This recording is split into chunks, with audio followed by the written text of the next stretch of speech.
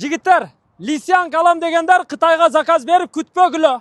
Даяр Кыргызстанга алынып келингени бар. Бул жакында Pullman автосалондо текшерилди даже. Эч бир жери урулган эмес, таза Carfax.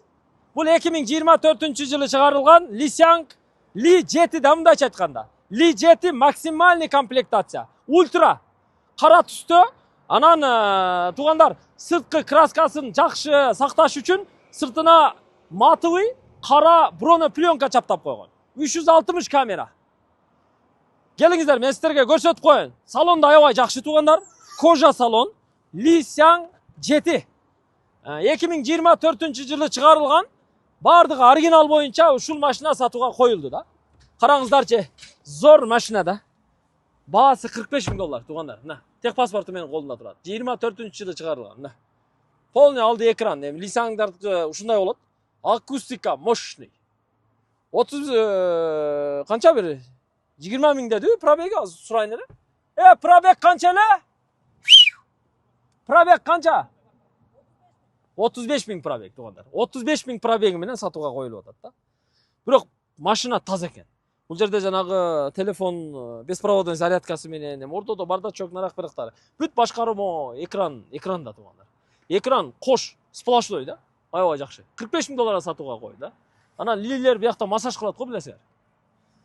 Салон таза экен негизи. Ли 7. Аласыңар, айдайсыңар. Жигиттер, мына арткы салону дагы поликтери салынган, баары таза боюнча.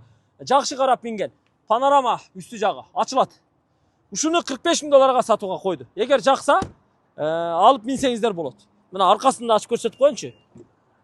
Таза, эч бир жер урулган эмес. Просто машинаны жакшы краскасын сакташ үчүн бронепленка чаптап койгон. Ошо боюнча жүрөт. 2024. Бул эми гибрид да. Лисянг азыр депутаттар айдап атат, министрлер айдап атат, вице-премьер министрлер айдап атат, бизнесмендер айдап атат. Буюрса эми алардын катарында сиздер да айдайсыздар да. 360 градус камерасы менен.